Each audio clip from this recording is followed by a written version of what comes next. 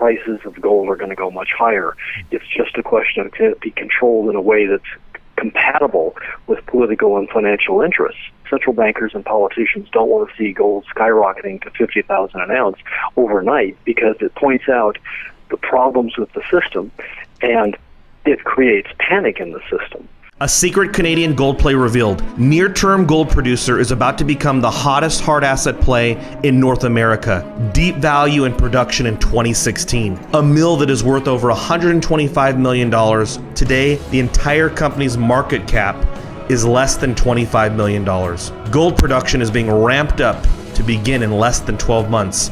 According to their PEA, this will be a low-cost producer with a cash cost of $613 per ounce of gold. Learn more at crushthestreet.com/MXL.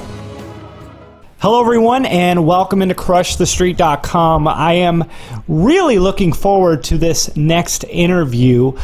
He is an author and the publisher of a very popular website, a contrarian investment site, the deviantinvestor.com. And I'm speaking to the man himself, the deviant investor, Gary Christenson.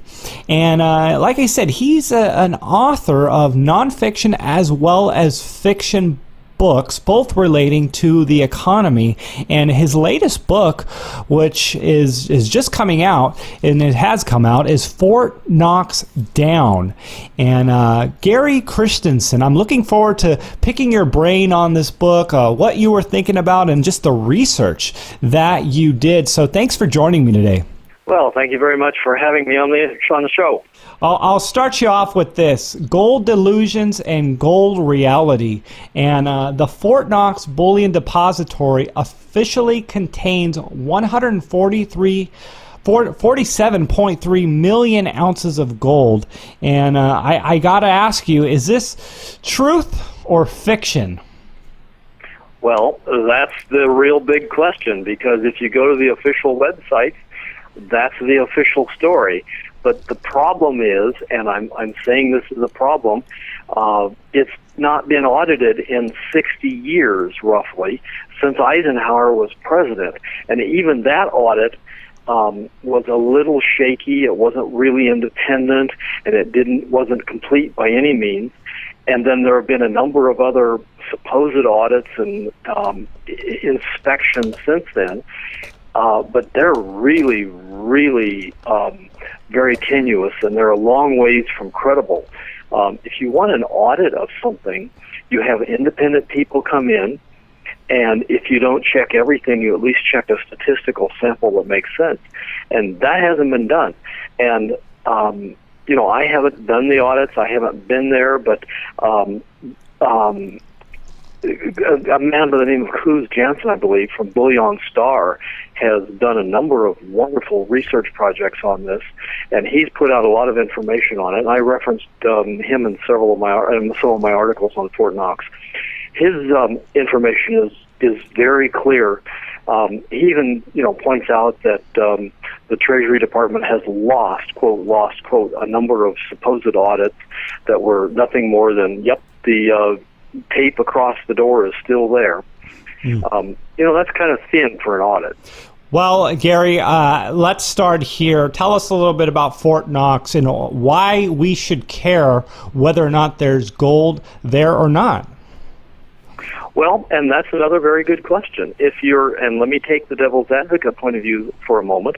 If you're a central banker and you say, look, Fort Knox has roughly 147 million ounces of gold. At today's prices, that's $200 billion. That's a drop in the bucket compared to the bond market. That's a drop in the bucket compared to the stock market. That's not even very much compared to Apple stock. So Fort Knox is, and all the gold that's in that, remember, I'm taking the devil's advocate position here. I'm not buying off on this analysis. But if you look at it from that perspective, $200 billion is insignificant. We just want to deal with paper money. We just want to deal with digital money. And there's lots and lots of that floating around in the bond market and the stock market. So all this business about gold is just hype and old-fashioned traditional nonsense that we don't need to worry about. Go back to sleep. And that's kind of the official story. If you listen to central bankers, you have to realize that they're extremely smart people, but they have an agenda and they have something to sell, just like Walmart has something to sell. And what they're selling is gold is no longer important. And I come back with a couple of questions in regard to that response.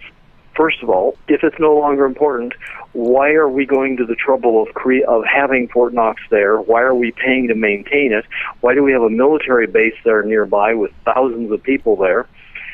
And why do we pretend that it's important by doing those things? And the second question I have is, if gold is so unimportant, why is Russia buying a tremendous amount every month? Why is China buying a tremendous amount every month? Why is India buying a lot? Why is it moving from Western vaults to Eastern vaults? My thesis is gold is very important in the modern world, and eventually it will be realized how important gold is, also silver, of course, but it's eventually we realized how important gold is, and hopefully we will get back to a more sane monetary system that's at least somewhat connected to gold. And if that's the case, then the gold that hopefully is in Fort Knox, but nobody wants to verify it, becomes important. And that's the thinking that led to the what happens if Fort Knox isn't the way it appears to be, and if it's all just one great big show place, but nothing's real. And that's why I wrote the book, was to think about some of those options, to think about some of those possibilities. And in the book, I actually propose a scenario where Fort Knox can pass an audit, and it doesn't have but a minor amount of gold in it.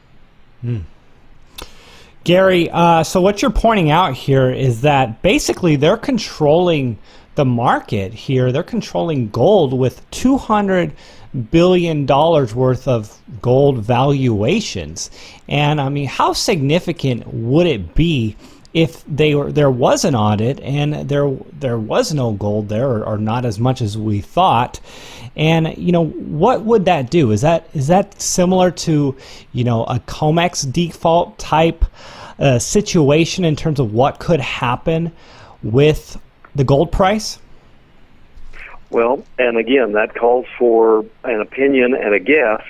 And first of all, I'd have to say I don't really the price of gold or the market for gold with the Fort Knox gold. I think we're controlling the market for gold with the COMEX and the LBMA in London, using the paper contracts, the derivative contracts. I think those are the primary means of managing the price of gold.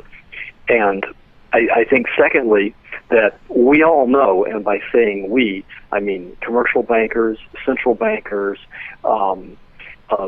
politicians, the man on the street, all know that the prices of gold are going to go much higher. It's just a question of can it be controlled in a way that's compatible with political and financial interests. Nobody wants to see, when I say nobody, I mean central bankers and politicians don't want to see gold skyrocketing to $50,000 an ounce overnight, because it points out the problems with the system and it creates panic in the system. And so the powers that be, in my opinion, want to see gold rising steadily, slowly, of course, to get to reasonable numbers. I mean, think back, 40-some years ago, it was $42 an ounce, and now we're at $12.50. Gold is going to go up in price because we're devaluing the dollar, we're devaluing the euro, we're devaluing the yen every day to one degree or another. Maybe it's the yen's turn this week or this month or this year, and maybe it's the euro's turn next year. But overall, those currencies are devaluing because that's the nature of central banks. And so the value of the price of gold in diminished currency units then must rise. So the question is, as getting back to what you were saying, we want to avoid panic if we are managing the system. We would have panic if we had a dollar crash, if we had a loss of confidence in the dollar. We might have a horrible panic. We had a yen crash or a loss of confidence in the yen or the euro or the pound. But we might also have a panic if it were announced, well, folks, sorry, all that gold that was in Fort Knox the 147 million ounces that we've been telling you about for 60 years, it's not there. Oh, there's a little bit left, but mostly it's all gone, and we don't know where it went or when it went. But that might create a panic also. Not because it's a whole lot of money, it's $200 billion, and like I said, compared to the stock market and the bond market, that's pretty tiny. But it might cause a panic of perception and a panic in the significance of the dollar and the value of the dollar, both domestically and worldwide, and that could be a problem. And so the logical consequence of that is we can't do an audit because it might not be there. If we do an audit and it's not there, nothing good can come of that. So the best thing to do is stonewall. And if we do an audit, we're acknowledging that gold's important. And we don't want to do that because we want to keep everybody focused on digital and paper dollars and bonds and stocks. So we don't even want to acknowledge that gold's important. So we'll pretend that everything's there, and we'll just extend the story out and say, oh, there's no problem, there's no need for an audit, it'd be too expensive to do an audit, and we'll just keep pretending that it's all there, and we'll never, ever address the subject because we don't want panic. So I talk about that in the book. What would happen if? What would happen if we thought about it and there wasn't any gold there? What would happen if it was all faked? What would happen if it was real and it was there? And then I try to put that all in the context of a suspense story and, murders and politics and the president and the Department of Treasury, and weave it all together into a more or less believable story that probably wouldn't be approved of by central bankers. Well, I can't wait to read the book. I'm really looking forward to it. You talk about in the book a scenario where the Fort Knox passes the audit, and talk about what that looks like. If I don't know if you want to get into it too much without people actually reading it in the book, but talk about that. What's the significance of that, and is there a real possibility of what you're talking about in the book as it potentially passing in reality here? Well, again, very much a matter of opinion, and a central banker opinion or the Department of Treasury opinion might not match mine, so we have to take that into context here. It's very much a matter of opinion, but suppose that you wanted to do an audit. Let's just suppose that you were an insider, say part of the Department of Treasury, and you needed to do an audit for appearance purposes. And you did that. Well, how would you go about doing an audit if you knew that the whole facility was essentially empty? You'd have to gimmick the audit. Okay, how do you gimmick the audit? Well, you have people go in and you have them sign on the dotted line and certify that what they saw was real. That's one way of doing it. You would, fill it with a whole bunch of bricks colored gold that look like gold, and then you wouldn't look at them too carefully, and you'd show distant wide-angle pictures of them and say, yep, folks, nothing to see here, move on, gobs and gobs and gobs of gold bars. None of this would be very credible, but that would be one way of doing it. Another way would be what I proposed in the book, and that was fill it with fake gold. And why not? I mean, it's not, we can fake silver coins now, we can fake gold coins now. We can, people have talked about tungsten bars. You have to go to some work to do this, but that's another possibility. Another possibility is buy off the auditors so that they understand that they must certify these things. And they say, yep, we counted all those bars and they're all there, and then nobody ever talks about it again. Audits could be fixed. You just have to have collusion. You just have to have a collusion and agreement. You can always fix something. I mean, one of my favorite things was look at the President Kennedy assassination. There's certainly a matter of opinion there, but if anybody who looks into that thing has to see that there are a bunch of really strange unanswered questions, and yet they sold that story to the public through an agreement with a whole bunch of people agreeing that we would look at this evidence and we wouldn't look at that evidence, and then strangely enough, a lot of witnesses died. if you could sell a story like the President Kennedy assassination, how difficult would it be to sell a story about an audit of Fort Knox? Wow. That makes perfect sense to me. Not everybody will agree with that. People will think that I'm exaggerating or I'm a little crazy on that point. But to me, it makes perfect sense. Right. Well, the worse things get, the longer lengths politicians and the talking heads need to go, and the more extreme they have to get to cover up the manipulation and the fraud that is already taking place. And it's not that much of a stretch to think that they are lying to us when we see all the evidence of the lies that are going on now. I mean, the unemployment rate going from 5% to 4.7 on the worst jobs report in 6 years. That's not truth to the people. And I can definitely see how they are doing this here at Fort Knox. Gary, I just want to kind of get your closing thoughts here on gold and kind of how it's relating to the economy at the moment. We kind of talked about it in relation to what's going on at Fort Knox, but your overall thoughts here in 2016 with what we are seeing in the economy and the Fed potentially raising interest rates. $10 trillion of negative interest rate debt circling the global economy. Lots of uncertainty, lots of instability going on. Kind of your closing thoughts here on gold and the economy. Well, let's start with that $10 trillion of negative interest rates. If you would have proposed that the global economy and sovereign debt would have $10 trillion of negative interest rate to 1,000 economists 2 years ago, I'd be willing to bet, and this is speculation, of course, but I'd be willing to bet that 999 of them would have said, you're absolutely crazy. It can't happen, and it won't happen. And yet here we are. If you would look at people and 10 years ago and say the Federal Reserve ran their balance sheet up to $4.5 trillion by inventing all this money out of thin air in order to bail out bankers and bad paper and so on, and to stimulate the economy, people would have said, you're absolutely crazy, including central bankers and other economists. They would have said 10 years ago, can't happen, never happened, doesn't make any sense. These kinds of things are almost looking normal now. And I say that the reason they're looking normal, back to your point, is that they're working overtime to stretch the system, to extend and pretend, because it's really that crazy a system, and it's been stretched to that degree.